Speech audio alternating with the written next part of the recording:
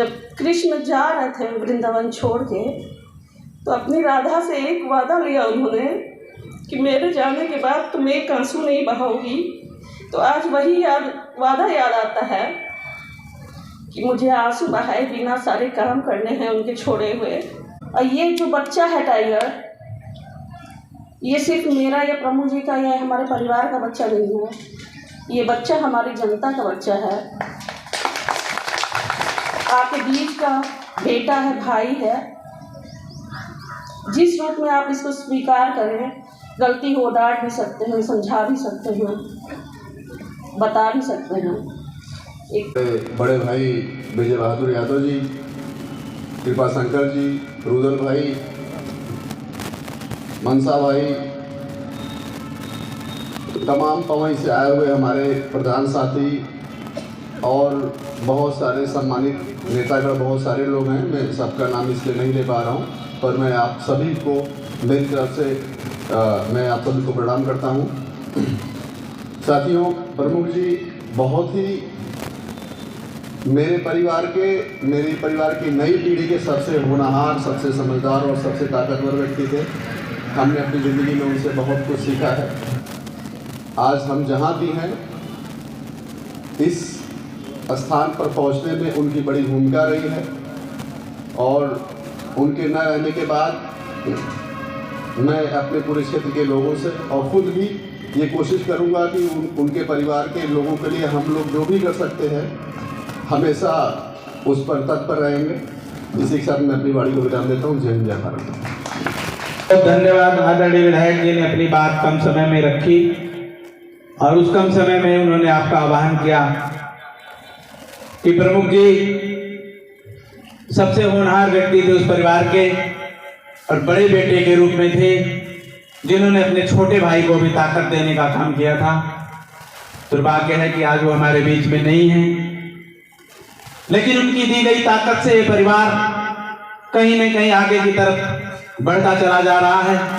हमारी ईश्वर से प्रार्थना है और आप सब समाज के तमाम सारे गणमान्य जनों से निवेदन है कि उस ताकत को कभी कम मत होने देना साथियों, आगे बढ़ाते रहना, क्योंकि उसी ताकत में आपकी ताकत निहित है। वो मजबूत होंगे तो हम मजबूत होंगे, वो कमजोर होंगे तो हम कमजोर होंगे। इसलिए कार्यक्रम अब समापन की दिशा में आगे की तरफ बढ़ता चला जा रहा है। हमारे बीच में जिला पंचायत के सदस्य भाई संतोष यादव जी भी उपस्थित हैं, हम उनका भी स्वागत करते हैं और अब एक ऐसी शख्सियत को आवाज देना चाहते हैं जिनके आह्वान में ये गला भर जाता है साथियों, लेकिन कुछ तो कहना ही पड़ेगा। वो कह रही थी कि मैं कुछ नहीं बोलूंगी। मैंने कहा कि ये लोग आपके लोग हैं, इन्होंने आपको ताकत दी है और इनको ताकत देना आपका काम है। कुछ तो जरूर कहना पड़ेगा, क्योंकि जो परिवार के सदस्य सामने बैठे हैं, माननीय प्रमुख जी के चले जाने के बाद जिन्होंने आपके आंचल में इतनी ताकत पैदा की, जिस ताकत के बदौलत आप इस मकाम पर खड़ी हैं, अपने आप को आपने स्थापित किया, मैं आपको सलाम करता हूं इस मंच के माध्यम से। संतोष जी जो पूर्व ब्लॉक प्रमुख हैं, उन्हें हम श्रद्धा सुमन अर्पित करते हैं।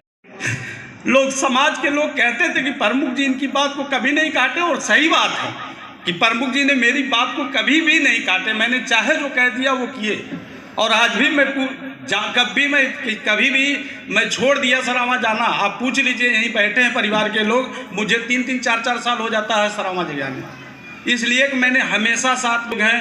बहुत मैं ऐसे लोगों को कितना धन्यवाद दूं, अब कह नहीं सकता हूं कि जिन्होंने ऐसा सोच रखा। ये बहुत दिन से हम लोग सोचते थे, लेकिन वहां तक नहीं पहुंच पाते थे, और ख़ास करके अमित भाई को मैं दूंगा धन्यवाद, और उसमें सभी का सहयोग है। जिला पंचायत सदस्य मनसाराम भाई हैं, हमारे क्षेत्र पंचायत यही पड़ोस के हैं, सारे लोग मिलकर के जो ये कार्यक्रम रखे हैं बहुत अच्छा रखे हैं। और समय हम ज़्यादा नहीं लेंगे, हमारी क्षमता भी नहीं है प्रमुख जी के बारे में बोलने के लिए, इसलिए धन्यवाद, बहुत धन्यवाद संचालक महोदय, धन्यवाद। यहाँ पर उपस्थित हमारे ब्लॉक के सभी अधिकारी कर्मचारीगण, उपस्थित सभी महाप्रधानगण, जिला पंचायत सदस्य और सभी प्रमुख जी के साथी जो घनिष्ठ मित्रों में से हैं, हमारे विधायक जी, सभी प्रधानगण, सभी क्षेत्र पंचायत सदस्य जो फूलपुर और पवई से यहाँ विराजमान हैं, आज उन सभी का आभार प्रकट करती हूँ कि प्रमुख जी की पुण्यतिथि पर वो आए और इतना मान सम्मान दिया हमें, हमारे परिवार को। प्रमुख जी को नम आंखों से श्रद्धांजलि अर्पित करती हूँ।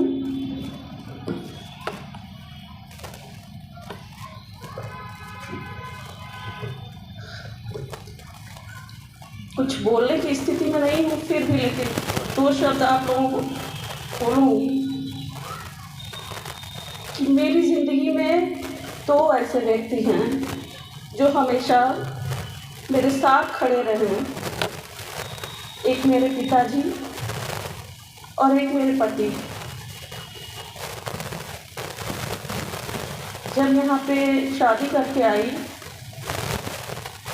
प्रभु जी के साथ पहला कदम रखा, तो जिस परिवेश में मैं पली हूँ आप सभी को पता है, वो परिवेश इस परिवेश से बहुत अलग, अपने आप को एडजस्ट नहीं कर पा रही थी।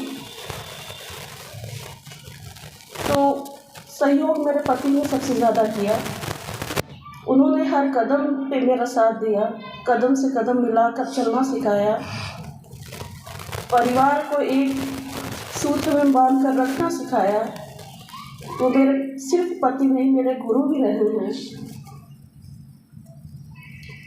और अपने मान सम्मान के लिए लड़ना भी सिखाया। अगर घर में कोई बात होती थी तो पहले बहुत चुप रहती थी, मैं बोलती तो ये बोलते थे, नहीं अपनी बात रखो, जो तुमने नहीं किया, गलत चीज़ें हैं, उस चीज़ का विरोध करना सीखो। अगर नहीं करोगी तो फिर दबाते चले जाते हैं लोग, चाहे वो परिवार हो या समाज हो। गलत को गलत और सही को सही कहो। ये सब चीज़ें उनसे सीखने को मिली हर कदम पे। और आज ही नहीं कि उनके जाने के बाद मैं बाहर निकली, वो थे तब भी मुझको लेके बाहर वो निकलते थे, ये आप सब लोग जानते हैं। मैं पहली बार माइक पे तब बोली थी जब पवई का इलेक्शन था, वहाँ पे प्रमुख बनी, बैठे हुए थे मेरे साथ, उठ के चले गए और किसी ने माइक मेरे सामने ला के रख दिया। वो जानबूझ के चले गए हैं कि इसको माइक पे बोलना है। वो चाहते तो बोल सकते थे वहाँ पे कि मुझे इग्नोर करके, लेकिन मेरे सामने माइक ला के रख दिया गया कि प्रमुख जी बोलेंगी। और मेरी निगाह चारों तरफ उनको खोज रही थी कि प्रमुख जी कहाँ हैं, वो बोलें, मैं नहीं बोल पाऊँगी, लेकिन मन में था ये सब।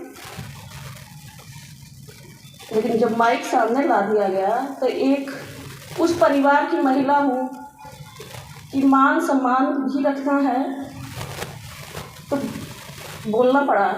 कुछ भी बोला, उस समय क्या बोला नहीं पता मुझे, लेकिन बोला। वो साहस, वो पहला साहस माइक पे बोलने का प्रमुख जी ने हमें दिया।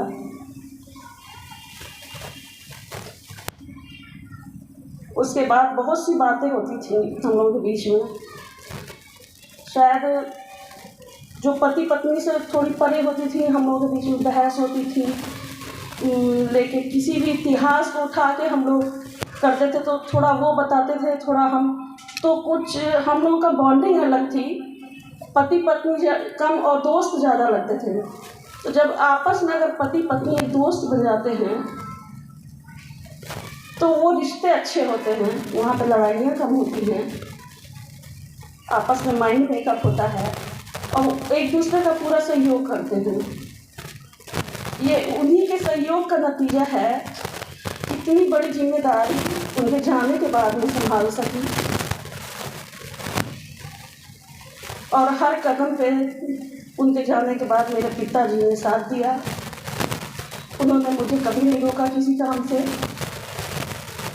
आज भी बोलते हैं तुम जो मैच्योर हो, जो सही समझती हो तुम करो, मैं हमेशा तुम्हारे साथ खड़ा हूँ।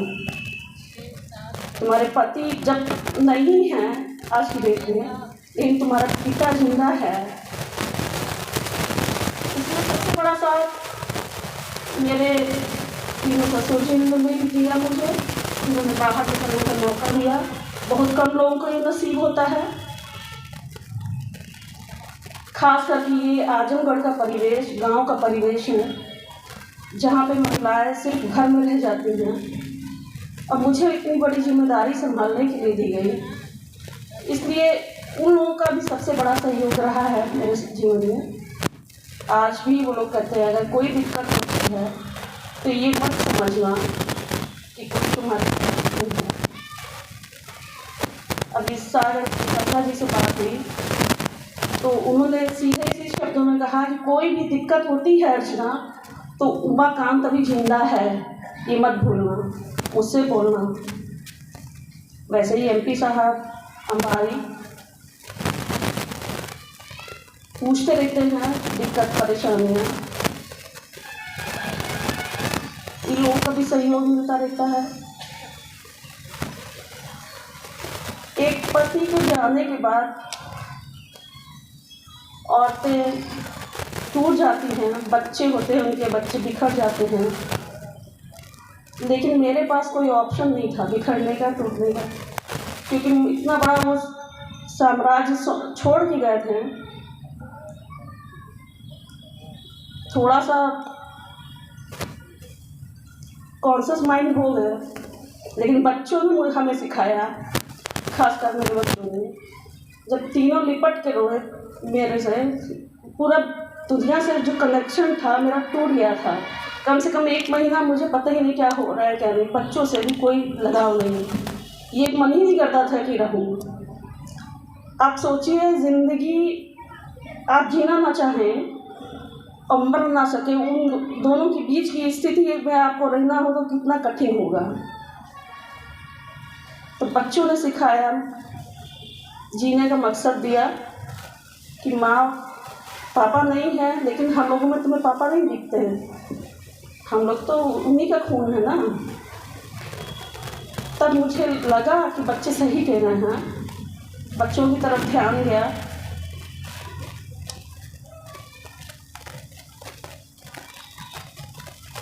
उसी समय से सारी जिम्मेदारियां संभाली। टाइगर भी बहुत छोटा था, उस लायक नहीं था कि संभाल सके। बहुत सी कठिनाइयाँ आई, परेशानियाँ आई, लेकिन कसम खा ली बच्चों से कि आंसू नहीं बहाऊंगी। बिना आंसू आए, क्योंकि पापा ने इतना कुछ किया है, अगर उन्हें बैठ के आंसू बहाना हो तो बेकार है सर। अब मुझे करना है उनके लिए कुछ। उसी दम से कसम खाई कि बिना एक आंसू बहाए उनके सारे काम को अंजाम देना है। जो जो उन्होंने सोचा है उसको पूरा करना है। बच्चों को भी यही सिखाया। बच्चों में क्या संस्कार है क्या नहीं, ये उनके संस्कारों को देख के पता चलता है, माँ बाप ने जो दिया होगा। आप लोगों के आशीर्वाद से टाइगर को अब आप लोगों के बीच में आ गए हैं। आप लोगों का आशीर्वाद सदा रहा, सहयोग रहा, कदम से कदम मिला के रहें सारे लोग, और आगे भी यही चाहूँगी, सब साथ दें। और ये जो बच्चा है टाइगर, ये सिर्फ मेरा या प्रमु जी का या हमारे परिवार का बच्चा नहीं है, ये बच्चा हमारी जनता का बच्चा है, आपके बीच का बेटा है, भाई है। जिस रूप में आप इसको स्वीकार करें, गलती हो डांट भी सकते हैं, समझा भी सकते हैं, बता भी सकते हैं। एक पिता बनकर, भाई बनकर और यही महिलाओं के लिए भी कहना चाहूँगी कि कुछ पति के जाने के बाद रहता है कि कुछ सही नहीं रहता है, लेकिन हिम्मत टूटनी नहीं चाहिए। अपना परिवार, अपने बच्चों को देखना चाहिए। कम से कम आज के परिवेश में महिलाओं को तो निकलना ही चाहिए। इस आगे कुछ बोल नहीं सकती, बस एक बात याद आती है। जब कृष्ण जा रहे थे वृंदावन छोड़ के, तो अपनी राधा से एक वादा लिया उन्होंने कि मेरे जाने के बाद तुम एक आंसू नहीं बहाओगी। तो आज वही वादा याद आता है कि मुझे आंसू बहाए बिना सारे काम करने हैं उनके छोड़े हुए। बस इससे ज़्यादा बोल नहीं पाऊँगी। सभी का आभार, प्रणाम करती हूँ। जय हिंद, जय भारत। मैं डॉक्टर अभिषेक यादव नाम है। कहाँ पर डॉक्टर आप? मैं सदर अस्पताल में ब्लड बैंक में पोस्टेड हूँ, NHM के थ्रू। क्या कर रहे हैं आप? ब्लड डोनेशन कैंप के लिए आए हुए थे हम लोग। अब तक कितने लोग डोनेट हुए लोग? अभी हमारे 15% से ऊपर हो चुके मेंबर जो हमारे ब्लड डोनेशन। कौन सा उपलक्ष्य रहा? किसके उपलक्ष्य में आप लोग यहाँ लगाए कैंप? ब्लड डोनेशन के लिए। ये नाम है आपका? विजय कुमार राजभर। आपने रक्तदान किया है आज? जी, रक्तदान किए हैं। क्यों किया है?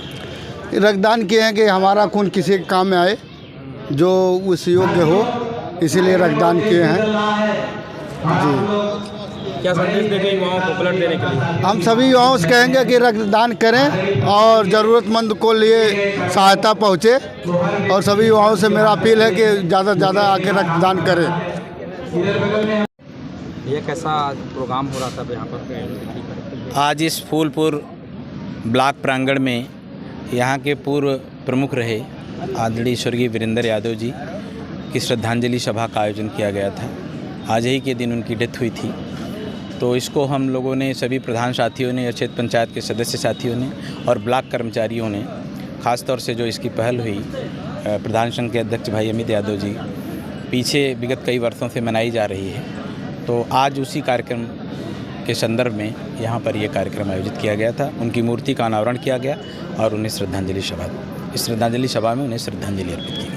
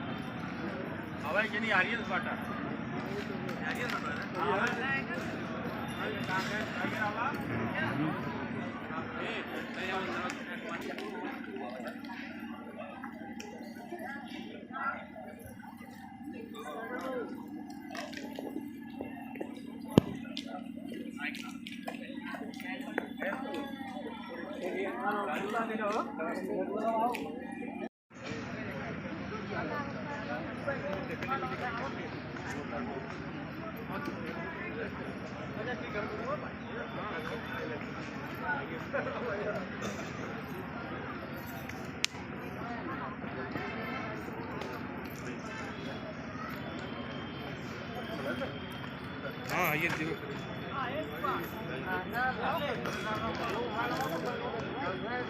माता जी बैठी दे थे।